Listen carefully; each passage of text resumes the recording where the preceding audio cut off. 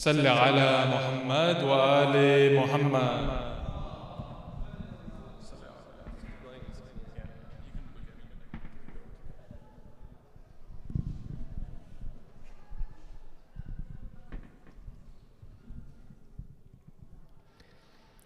أعوذ بالله من الشيطان الرجيم. بسم الله الرحمن الرحيم. ولو شاء ربك لآمن من في الأرض كلهم جميعا أفأنت تكره الناس حتى يكونوا مؤمنين؟ وما كان لنفس أن تؤمن إلا بإذن الله ويجعل الرجس على الذين لا يعقلون. قل انظروا ماذا في السماوات والأرض وما تغني الآيات والنذر عن قوم لا يؤمنون. فهل ينتظرون إلا مثل أيام الذين خلوا من قبلهم؟ قل فانتظروا إني معكم من المنتظرين. ثم ننجي رسلنا والذين آمنوا كذلك حقا علينا ننجي المؤمنين. قل يا أيها الناس إن كنتم في شك من ديني فلا أعبد الذين تعبدون من دون الله ولكن أعبد الله الذي يتوفاكم وأمرت أن أكون من المؤمنين وأن أقم وجهك للدين حنيفا ولا تكونن من المشركين ولا تدع من دون الله ما لا ينفعك ولا يضرك فإن فعلت فإنك إذا من الظالمين. وإن يمسسك الله بضر فلا كاشف له إلا هو وإن يردك بخير فلا راد لفضله يصيب به من يشاء من عباده وهو الغفور الرحيم. صدق الله العلي العظيم.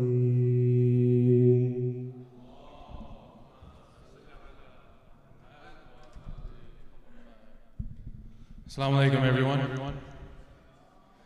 First and foremost, before we invite our visiting scholar, I want to mention a couple of reminders about the gym since the program will be here today, inshallah. We want to keep the shoes on the racks in the corner. Please do not leave them near the mats as they are a safety hazard. Also want to remind the youth that are sitting on the chairs, if we can reserve the chairs for the elderly and the injured, inshallah. We don't have a lot of chairs, so if we can reserve it for those individuals, that would be much appreciated. And with that, I'd like to give an intro to our visiting scholar for these next couple of nights, Sheikh Ehsan Ahmadi. He's been studying for about 15 years in various Islamic studies, concentrating on Islamic philosophy and theology in the city of Mashhad. And he's had the privilege to visit many communities and be a team member in various projects of Al-Qissa, serving as the mission director of Salam Online and Sirat Prison Project. So with that, I'd like to welcome Sheikh Ehsan Ahmadi. with a loud salawat. Salli ala Muhammad wa ali Muhammad. Allah.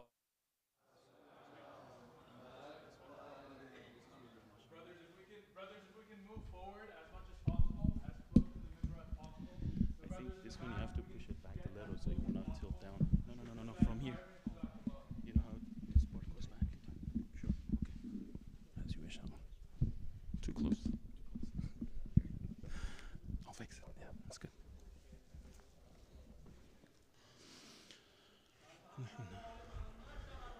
Allahumma salli ala Muhammad wa ali Muhammad.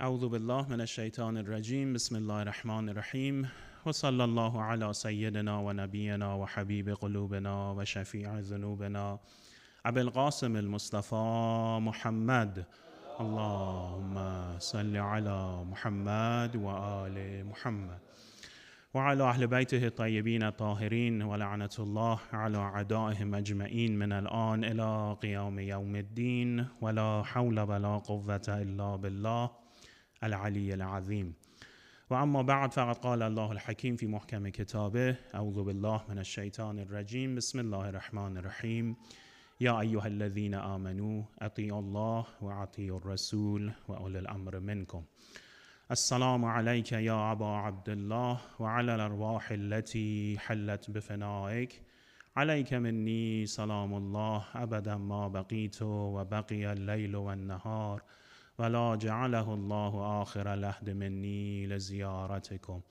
السلام على الحسين وعلى علي بن الحسين وعلى أولاد الحسين وعلى أصحاب الحسين صلوات اللهم صل على Muhammad wa ali Muhammad. May Allah subhanahu wa ta'ala has accepted all of your great deeds and a'mal, especially your commemoration, your mourning, your azadari for the sake of Sayyid al-Shuhada Abu Abdullah al-Hussein alayhi salatu wasalam in the month of Muharram and inshallah month of Safar, and with the hope and pray that every single one of us can gain the tawfiq and bounty to inshallah go for his ziyarat and the benefits of his shafa'ah by reciting aloud salawat. Allahumma salli ala Muhammad wa ali Muhammad. And it is the night of Friday, inshallah we can include the souls of marhumin and marhumat, all of the newly deceased ones and beloved ones, especially mu'mineen and mu'minat from around the world and the shuhada within our majlis by reciting a second salawat followed by Surah Al-Fatiha. Allahumma salli ala Muhammad wa ali Muhammad. Bismillah ar-Rahman ar-Rahim.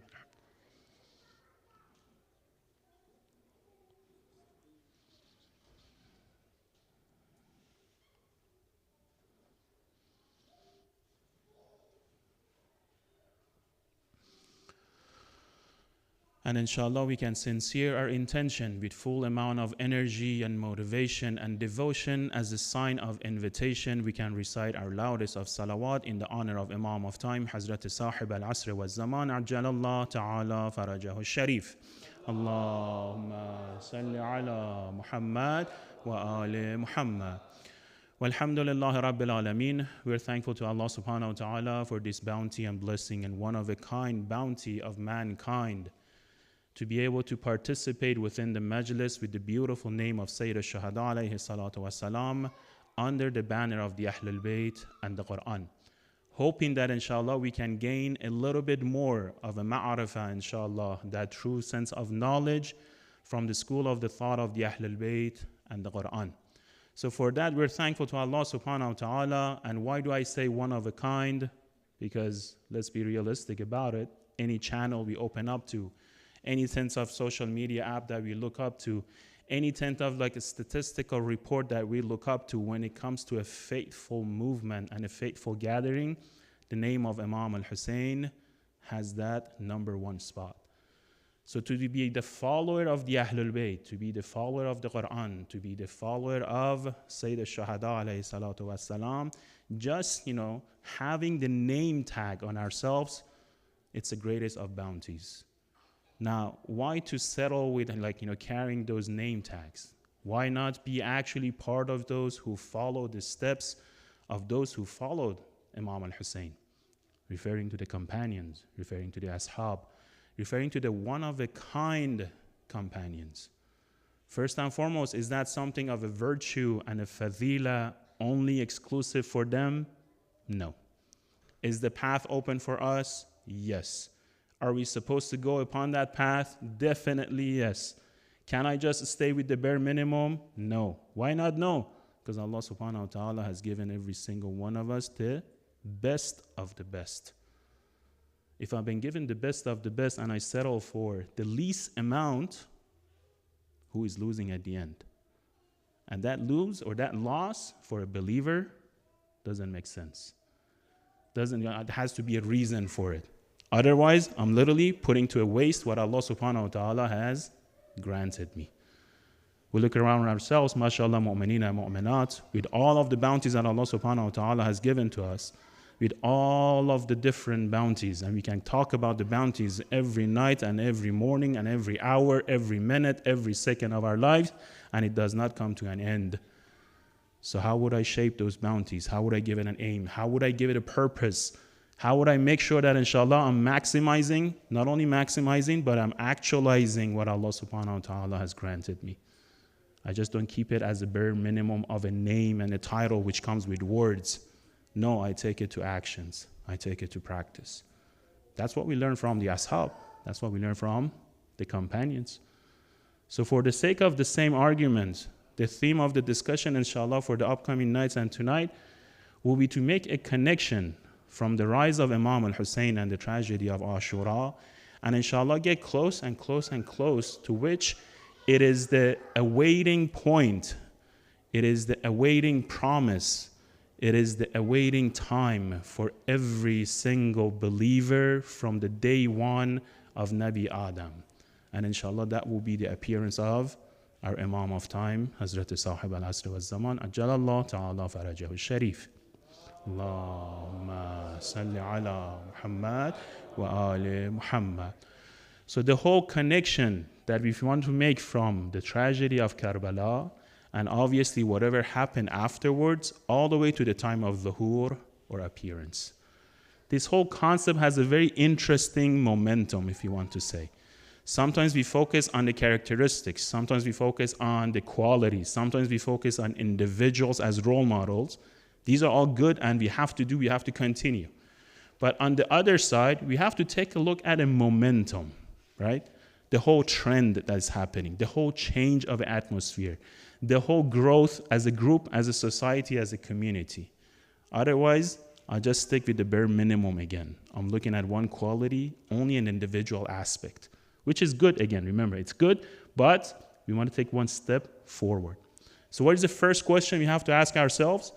The whole world that we see, the whole creation that we see, especially the whole, the race of humankind. Are these like individual people?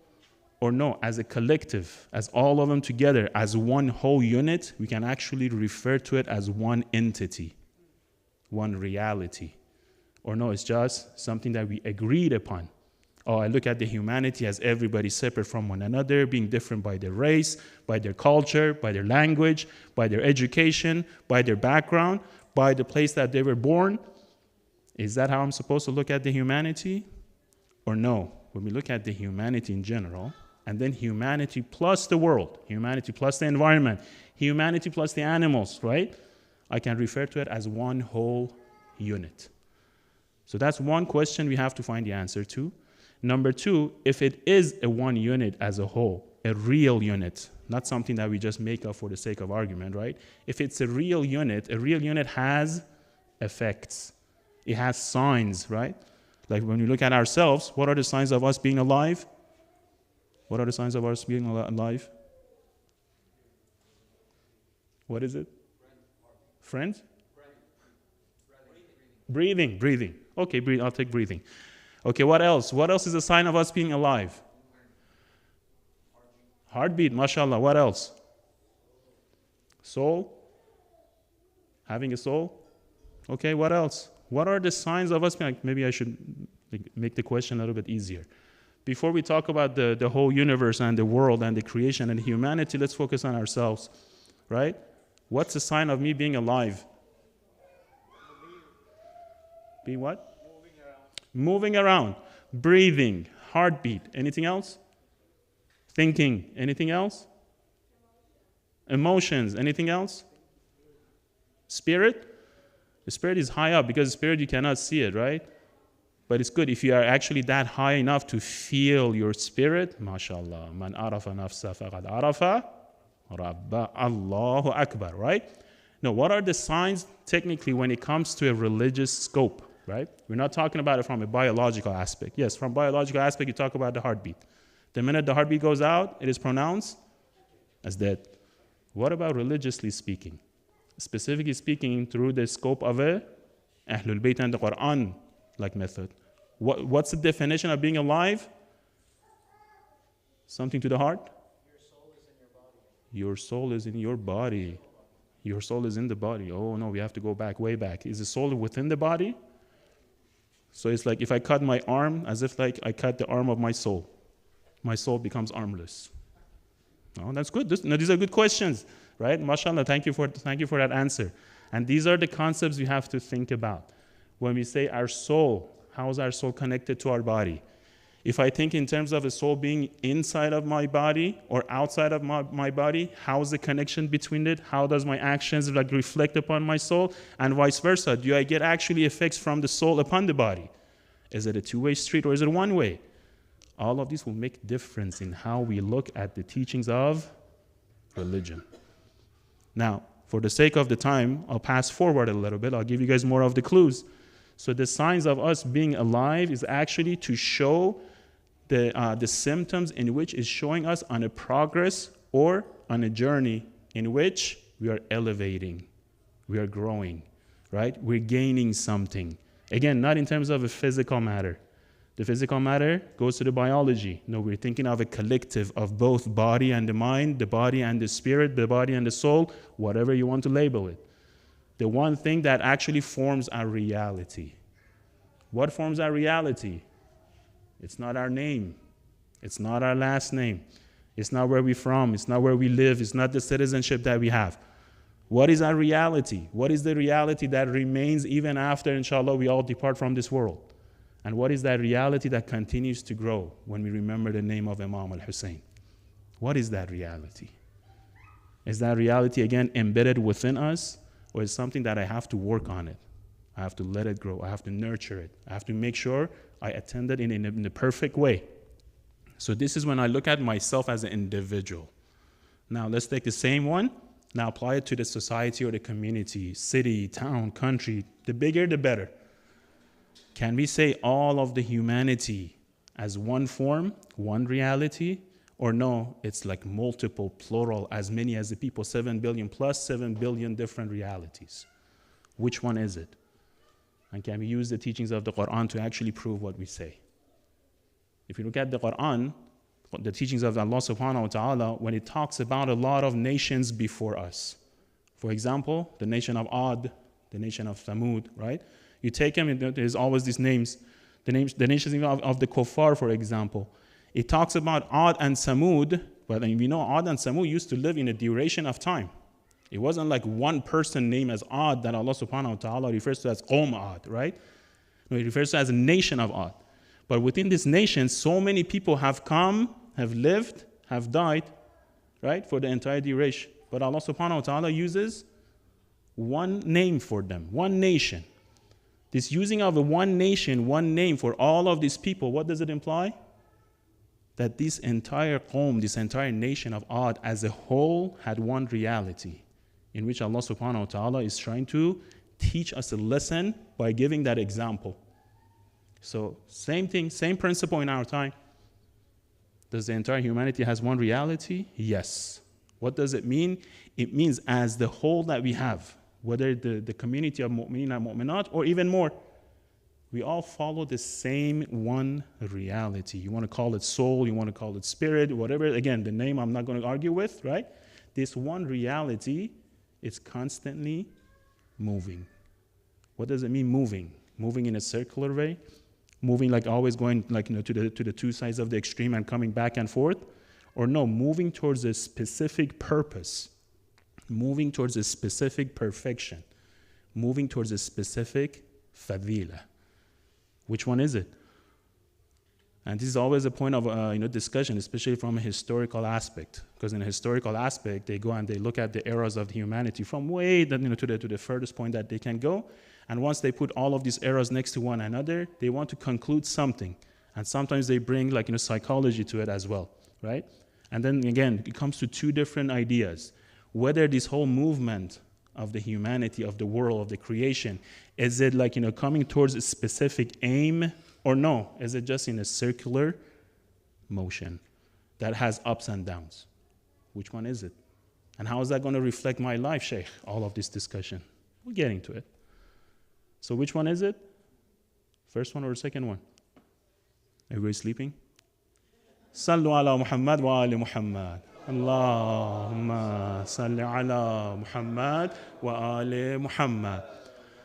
It is what we say, the whole moment, the whole movement that takes place in this life does not happen without a purpose. Even when you want to look at it in terms of a biological matter. Even when you look at the smallest, tiniest cell within our body, it consists of electron and proton, right? And it's constantly moving. Electrons constantly circling around proton, right? We say this even has a purpose. Take the same concept, bring it up higher. The whole humanity has a purpose. The whole reality has a purpose. What's the purpose of the reality? What's the purpose of the creation? What's the purpose of the world? What's the purpose of all of us together? Make a wild guess. To awake ourselves? To elevate ourselves. Okay? That's good, but to elevate ourselves for what reason? To obey, to worship God. These are all good, but it's looking from an individual aspect.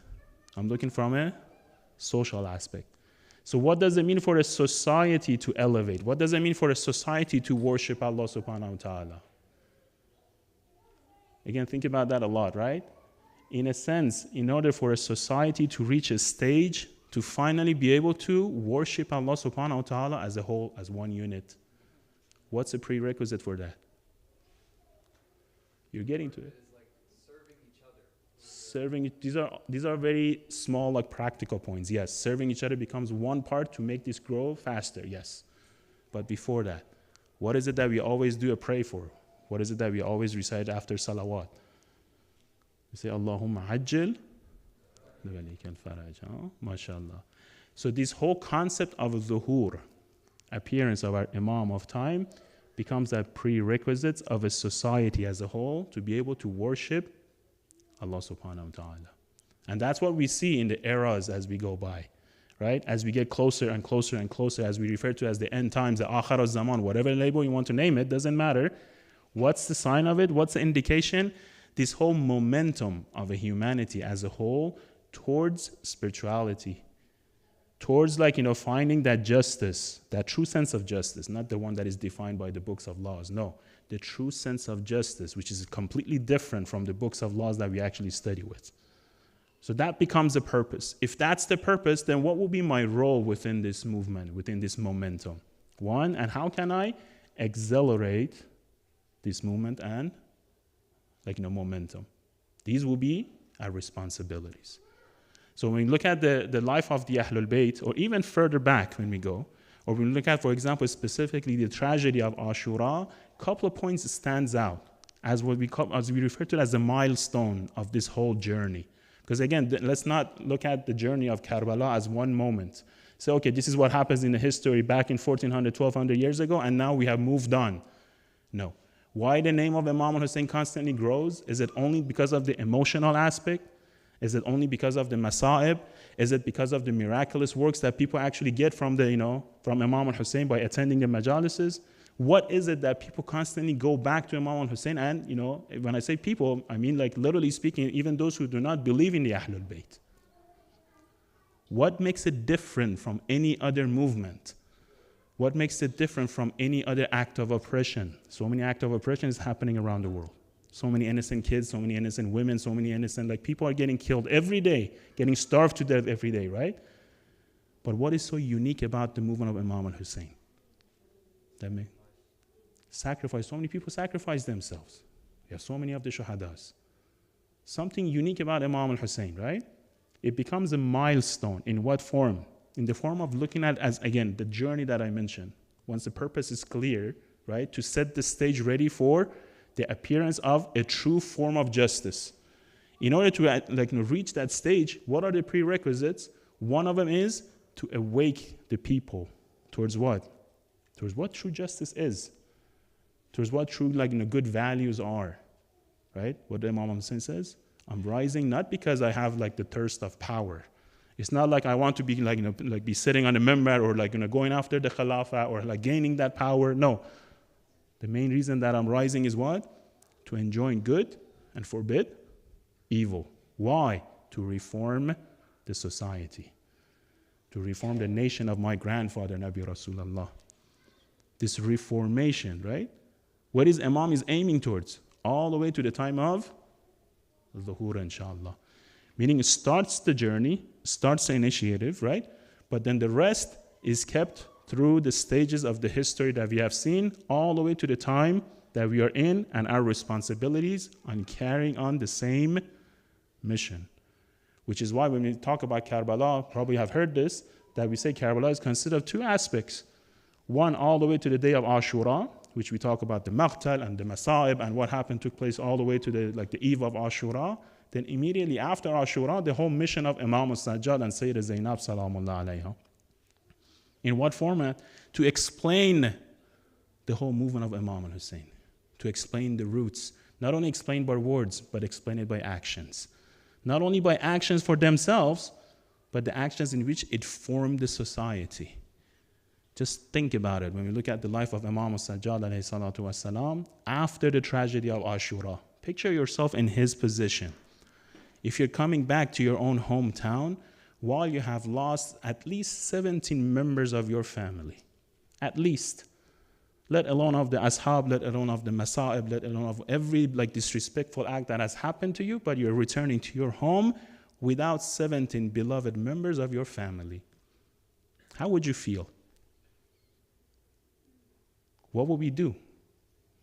Do we be open to a lot of people? Do we, for example, want to socialize? Do we want to go to the gatherings? Do we want to go to the community centers? Do we want to hang out with friends? Do we want to even walk within the alleys of city of Medina?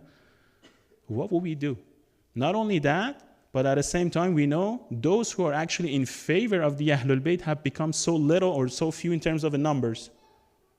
Right? As the Ahadith mentions, everybody was actually going against the Ahlul Bayt or away from the Ahlul Bayt, except the bare minimum is mentioned is three people.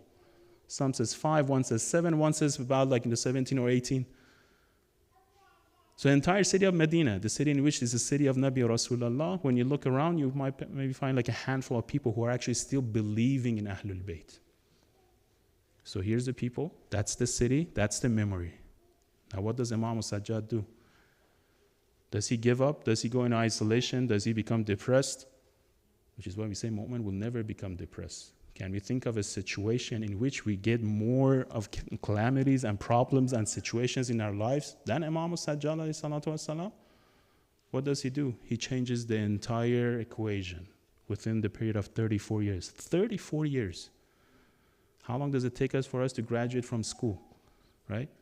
34 years, day in, day out, night in, night out, Imam is working and working and working. Until when? When Imam Sajjad becomes Shaheed. As the reporter mentions, I walked to the Masjid al-Nabi. I could not find a single person inside of a masjid. Why? Everybody had gone to participate in the burial of Imam al-Sajjad alayhi salatu wassalam. What does that tell us? If there is a will, there is a way. If there is a will, there is a way. Same concept continues through the time of Imam al-Baqir and Imam al-Sadiq alayhi salatu wasalam, but in the format of providing that education, the Islamic teachings that we have.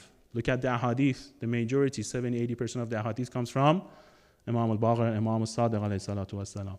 In a sense, until that time, barely a lot of people knew about Shia. knew about what does it mean to be the follower of the Ahlul Bayt. The ones who knew, they were individual cases. But now finally finds its format, finally finds its school of thought, finally becomes solid into the form of the teachings. And immediately after that one, again, goes to a hideout, as if they're the stages. And with the teachings being provided, comes a matter of testing. So immediately the Shi'ayan, the followers of the Ahlul Bayt, they get tested by number one, the age of the Imam. How old was Imam al-Jawad, alayhi salatu wassalam? 8 years old. Imagine a kid. Do you have a kid who's 8 years old here? No, we don't have anybody. Imagine a kid who walks in at an 8-year-old and he's the Imam al-Ma'asum. What's the first reaction we may have? Especially if you don't know him as the Imam. Do you even bother talking to him? Do you even bother to get to know him? Unless if someone tells us, if you see everybody goes and kisses the hand or does a handshake and then we go after it. We follow the trend. Otherwise, can we spot the Imam if it's at a young age? Right? So not only the age, but then it goes on to the matter of limitation of access. As we get closer to the time of Imam al-Hasan al-Askari, it becomes very difficult, almost impossible to gain physical access to the Imam al-Ma'asum. You probably heard the stories, right? To be working as pretending to work as a cucumber seller, just that he can get closer to where the house of Imam al-Hasan al-Askari was, that he could pass the question by some of the products among the cucumbers to the Imam and get the answer. All of these different ways just to be able to get a hold of the Imam. Again, the stages. Information is provided, the test starts, right? Various tests. Starts with the age, it starts with the physical appearance and physical location, right? Then we have the topic of occultation. Type of occultation, again, the two major, minor, and major one. Step by step by step. What are all of these for? To get us ready for what? To get us ready for when the time is right, I have the background to do one thing. What is that one thing that we are required to do when inshallah Imam of time comes? To make sure that Ashura would not happen again. To make sure Ashura would not happen again. Oh, Sheikh, it's not going to happen because, mashallah, we're good. We're good with Imam of time. We do salawat, we do the du'as, we do du'a nutbah. Yes, I know. A lot of people were actually doing all of this stuff at the time of Imam al-Hussein. Furthermore, they were expressing their love for the sake of Imam al-Hussein. What does Farazdaq mentions to the famous poet mentions to Imam al-Hussein? As he goes and there's a trade-off between them and Farazdaq on the way to the Kufa. Imam asks him, what's the news of the people of Kufa? He makes him a very interesting statement. He says their hearts are with you. Their hearts are in favor of you. They love you. Their hearts are with you means they love you. They love you, O Abu Abdullah. But at the same time, their swords are against you. So what is that concept within our time? Alhamdulillah, we all been given the gift of loving the Ahlul Bayt. It's one of a kind, right? It's one of a kind bounty. But if you don't nurture it, if you don't protect it, what happens? Our swords goes against the very same Imam of time that we express our du'as for. And very simple, very easy, right? Very simple and very easy. That's why we go back. That's why we try to look at everything as a whole. It's okay, the whole momentum is shifting. Now we see more and more and more people are gaining that thirst to finally have that sense of a true justice being laid by Imam al-Ma'asum. But where am I within this whole equation? Have I made a progress? Or no, am I just backtracking everything? Or am I just going from one toe to another toe, just going back and forth and not gaining anything? What are the signs of it? Those are the stuff that we have to look. A month has passed from the month of Muharram, almost 40, close to 30-something days from the day of Ashura. What is it that we have gained from the majalis? Remember, month of Muharram, when we start, usually they talk about the beginning of the year. We start the beginning of the year with the memory and the remembrance of Imam al-Hussein. This remembrance and remembrance of Imam al-Hussein, how much has it been able to shape my life? Is it only an idea on the side? Or no, is it something that I try to live up to in order to make changes within myself, within my family, within my community, within my neighborhood, within my city, within my country, and inshallah within the world. Which one is it? And that's the whole movement of Imam al-Hussein. That's the movement of Imam al-Sajjad, Imam al-Baqir, and you take any of the Imams. And that's the movement of Imam al-Time, Ajjalallahu ta'ala farajahu sharif. You know, sometimes we think only serving true justice becomes the ultimate result. No, that's a prerequisite. What's the ultimate result? To get actually people to the stage that they will worship Allah subhanahu wa ta'ala without any signs or any form of shirk, without any signs of polytheism, without considering any partner to Allah subhanahu wa ta'ala. That's the ultimate goal. And that's the whole creation for. But the creation as a whole, right? As a one unit. And that's why we talk about the realm of Qiyamah. And that's why we said we get closer and closer and closer to the end times. And now, like the whole veils of the hereafter becomes removed or gets removed one at a time. Why? Because now people are practicing through the sense of the true justice. What does the true justice is based on? No zulm whatsoever.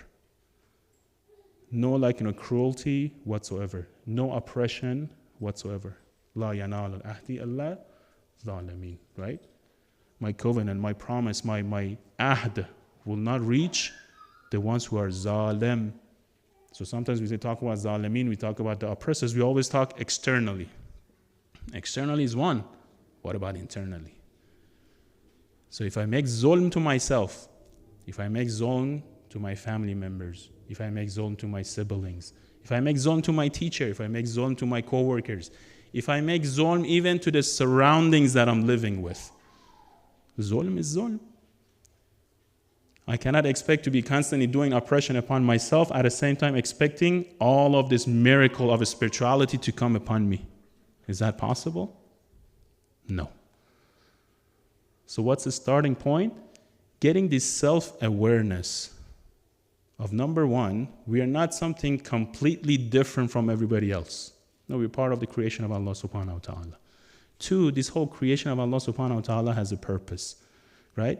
Yes, it takes time, it's a gradual process, but if I'm smart enough, I'll make sure I'll reach that purpose before my time is out. Otherwise, again, who's losing? I am, right? Number three, what are the steps? What are those milestones? What are those major, the vital points that I have to make sure I keep them within the boundaries? And I always go back and check those. We haven't, alhamdulillah, when it comes to our career, inshallah, everybody has those down. Everybody has a plan for 1 year, 2 year, 3 year, 4 year. We ask everybody around, what are you going to become in 5 years? They already know. And mashallah, so much detail, so many details, there's no doubt about the planning. Perfect job. What about the spiritual aspect? What about that, societal, spiritual aspect? Do we have a plan for that? Have you seen the milestones? Have you seen the vital points? Have you been able to make a plan for that one? Have you even have a concern for those? It starts with the concern. Awareness brings the concern. If I'm not aware, I don't care. If I'm not aware, I only go because my parents forced me to. If I'm not aware what I do, I go because maybe my friends go to. Sometimes I go because of the social gathering. But once the awareness gets elevated a little bit, once I start to understand why Allah subhanahu wa ta'ala has sent about 124,000 prophets and anbiya wal awsiya, the best of his creation. I'm not talking about the Ahlul Bayt yet, right? Only to provide guidance and hidayah. And then bring the best of the entire creation of mankind, referring to the 14 ma'sumin, for the sake of me and you to sit down and be able to gain that awareness. Otherwise, ma'sumin, they were ma'sum. They didn't have to go through all of these calamities. They didn't have to go through all of this patience. They didn't have to go through all of this, concept of being having that toleration. Why did they go through it? Do you think it's easy for Imam of Time to postpone his appearance? It's the exact opposite, right? Because he's that true teacher. He's the one who cares the most, even more so than our parents towards us. So every day that goes by, it's actually more harder or more difficult on his heart. And that's why we try to help him. We try to ease the pain by praying for his appearance. But praying is only one aspect. You have to work on it in actions as well. So as we get closer, especially tonight, the night of Friday, and then everybody has to go to work tomorrow. I'll try to keep it short for tonight. We are between a couple different incidents. One is the shahada of Sayyida Ruqayya alayhi salatu wassalam, and one is the shahada of Imam al-Hassan al-Mujtaba alayhi salatu wassalam, according to one narration, on the 7th of Safar. And we have the night of Friday, which is the exclusive night for the ziyarat of Imam al-Hussein. So many, mashallah, jewels when it comes to the school of the Ahlul Bayt and the Quran. In fact, like a lot of us, we can refer to one of them in one way or another. But when they all come together, that makes it beautiful, even more beautiful. So for example, tonight, inshallah, we can talk a little bit from Imam al-Hassan al-Mujtaba as well, in a form of knowing that if it's one man, as Nabi Rasulullah describes, if you want to see aql, take a look at Imam al-Hassan. The whole intellect, not the intellect that we have, right? We understand something, we refer to it as the intellect. We say, oh, we have aql. No. Nabi Rasulullah says al-aql, right? With alif lam, which means that perfection, the highest status of intellect, that perfect intellect, if you want to refer to. If you want to see that one, that is Imam al-Hassan al-Mujtaba. What is Nabi Rasulullah referring to? He's referring to the utmost amount, the perfect level of any perfection that we may possibly think for a human being. The example of it will be in Imam al-Hassan al-Mujtaba. Now the one thing we know from him always and all the time, and he refers to, is hilm. Right?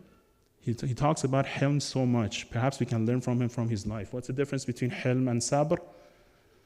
We have one hilm, we have one sabr. Sabr we refer to it as a patient. Hilm, sometimes we say clemency. What's the difference between the two? See, sometimes in our life, stuff happens and we do not have the power to change them. Usually externally, right? We are put in a situation when something goes against what we want, but we do not have the power to change it. So we call this to be patient. Be patient with the current circumstance. This is good, it's highly recommended, and it has 3 categories, right? For example, be patient for maintaining your the worshiping deeds, and be patient against committing sinful deeds, and be patient at the time of calamities. This is to be patient, just to bear, like I cannot do anything about it.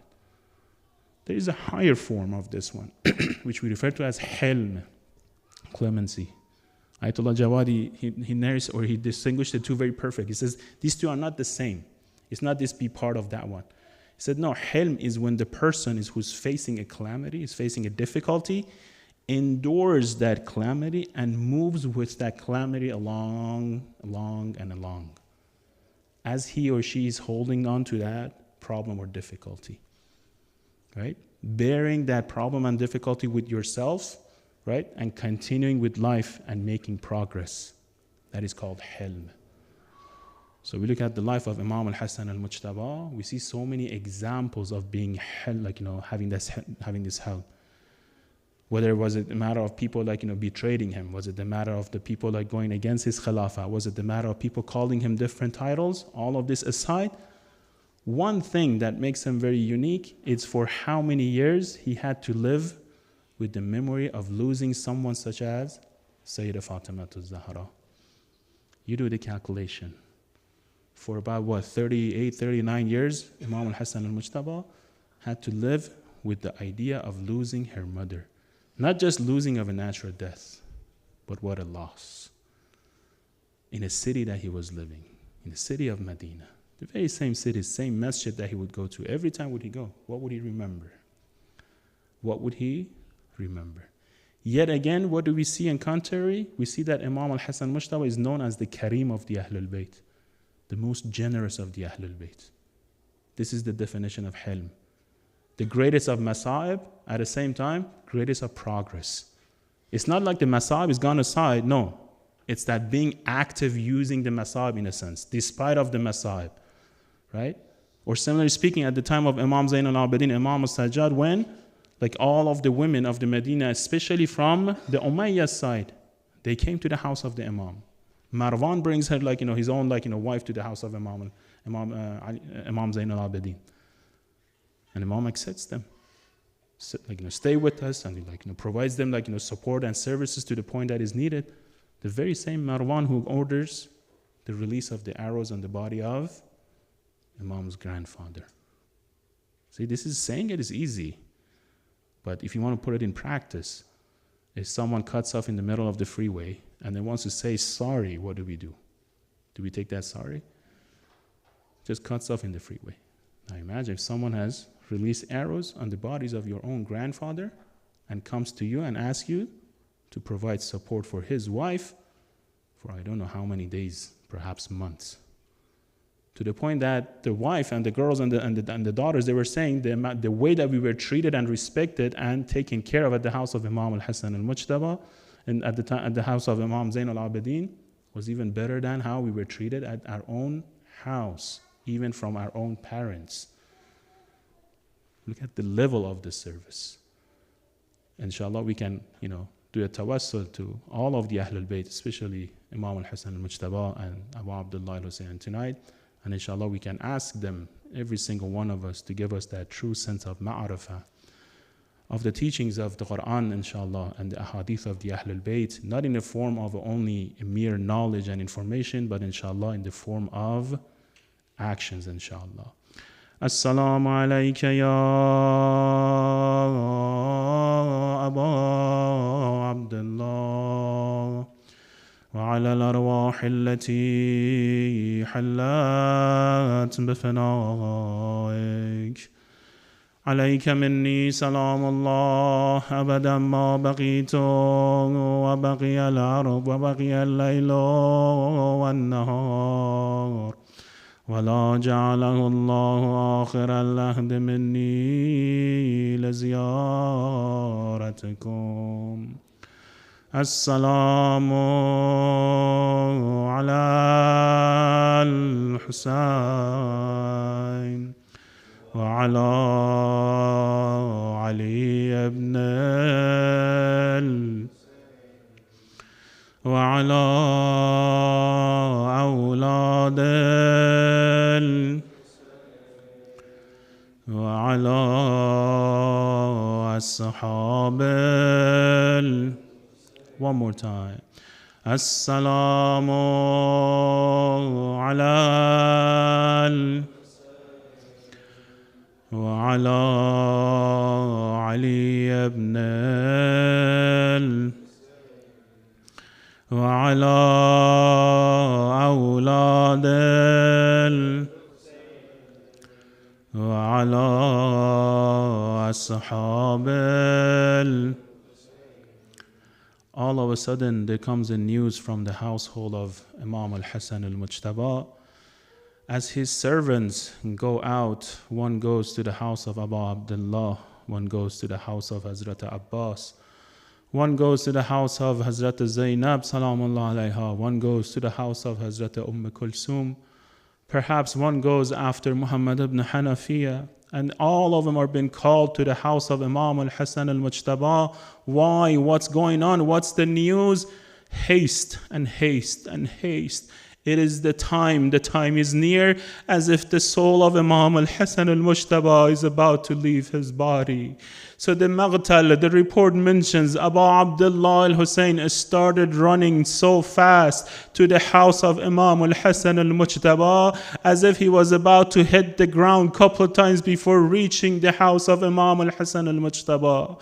He opens the door, goes inside. What does he see? He sees his brother, his beloved Imam al-Hasan, the Kareem of the Ahlul Bayt, laying there on the bed while the body is already swollen. When he looks at the face, when he looks at the feet, he sees the change of a color of the skin of Imam al-Hasan. He gets closer to Imam al-Hasan. Oh brother, tell me who has done this to you. Just give me a name and I will make sure I will take care of this matter as soon as possible. But Imam al-Hasan al-Mujtaba, he is the example of that patience. He does not mention a single thing, despite of being his own wife who has given the poison to Imam al-Hasan al-Mujtaba.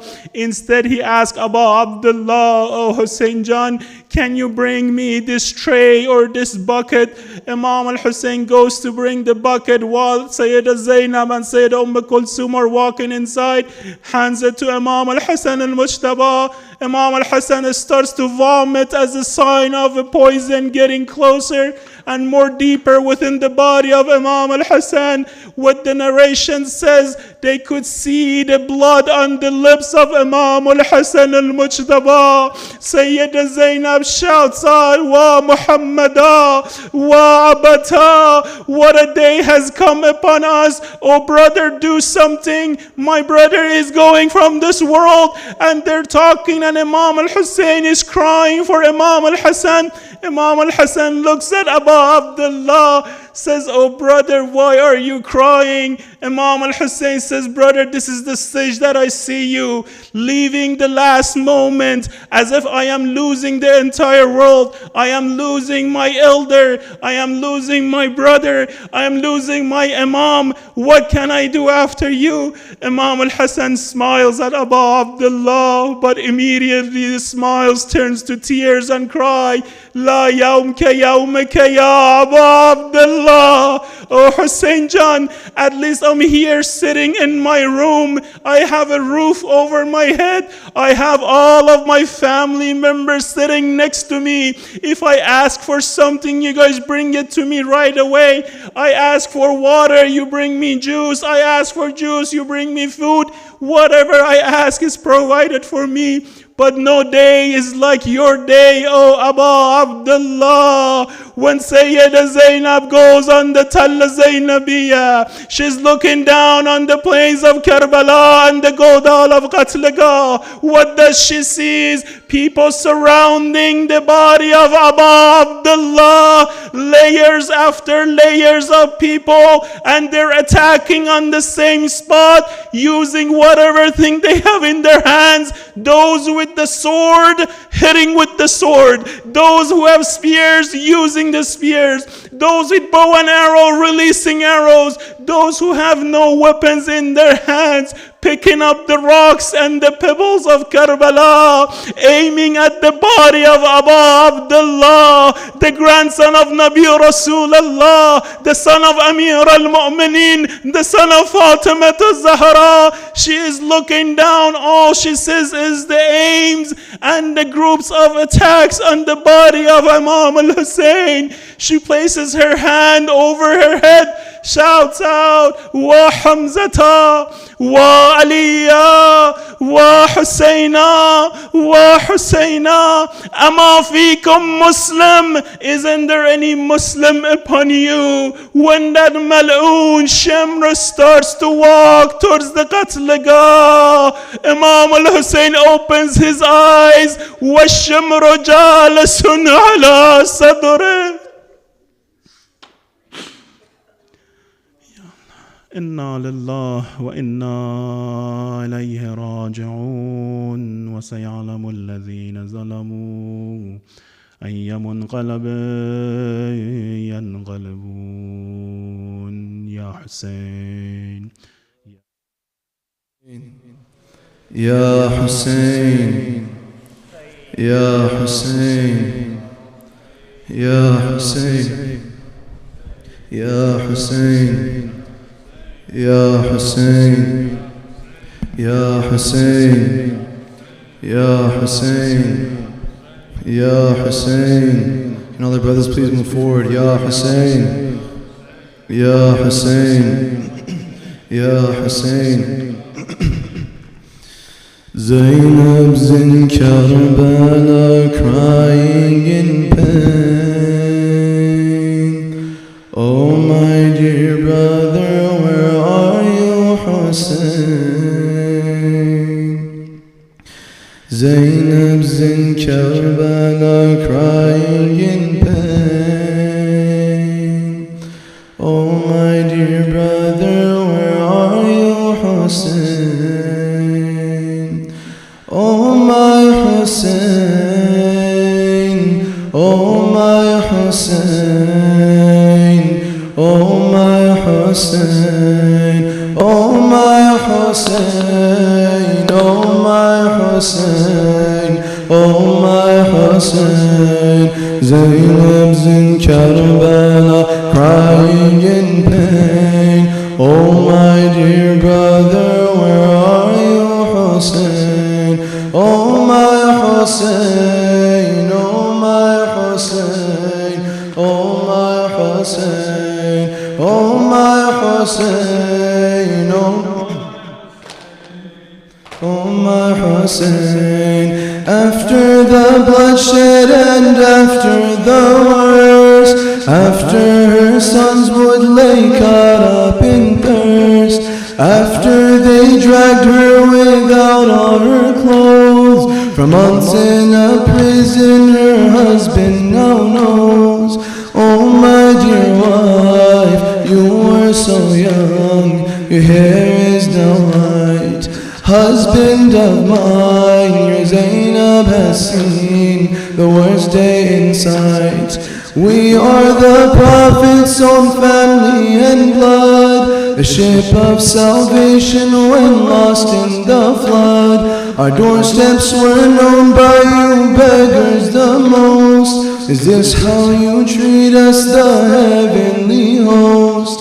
If you will leave and want to do wrong, then we are the ones. Leave us till death, but Hassan and he are Prophet's own sons. Zainab's in Karbala, crying in pain. Oh my dear brother, where are you, Hussein? Oh my Hussein, oh my Hussein, oh my Hussein, oh my Hussein, oh my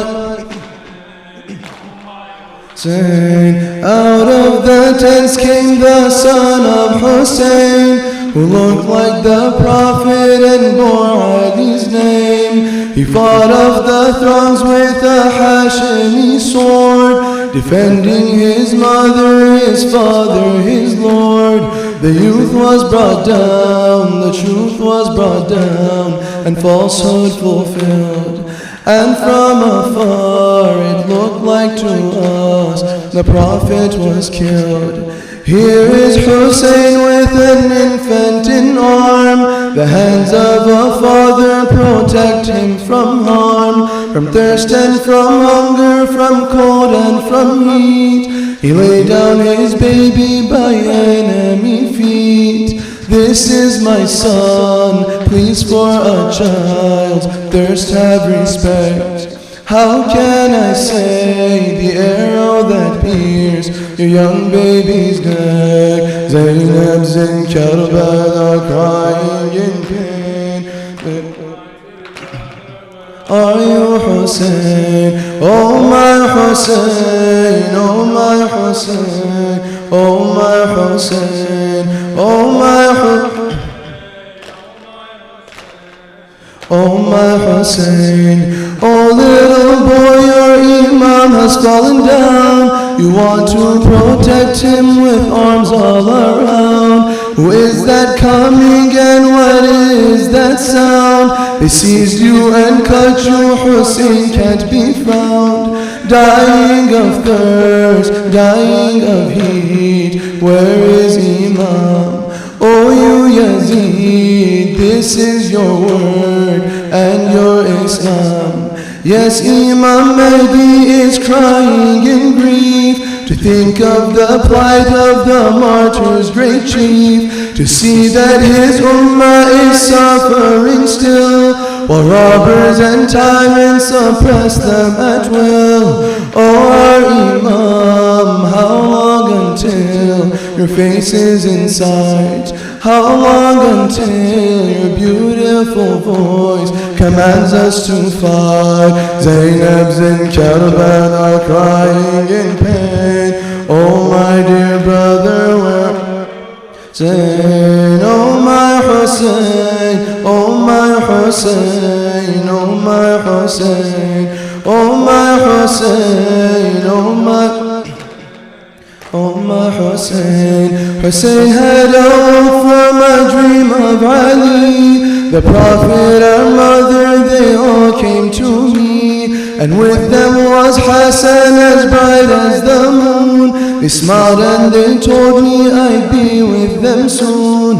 Why do you cry? Please wipe your tears, Zainab of mine. Soon will I be back in the arms of setting sun neared. My brother lay bloody as Shimmer appeared. Oh Shimmer, don't you know who's lying there? He sat on the chest grabbing Hussein's beard. In spite of thirst, in spite of God, he cut off his head. Today is the day my mother has died and Ali is dead. Zainab's in Karbala crying in pain. Oh my dear brother, where are you, Hussein? Oh my Hussein, oh my Hussein, oh my Hussein, oh my Hussein, oh my Hussein. Take me to Karbala, leave me there. Take me to Karbala, leave me there. Take me to Karbala, leave me there, leave me there. Take me to Karbala, leave me there. Take me to Karbala, leave me there. Take me to Karbala, leave me there, leave me there. Hussein, God, Hussein, God, Hussein, God, Hussein, God. صلى على محمد وآل محمد. اللهم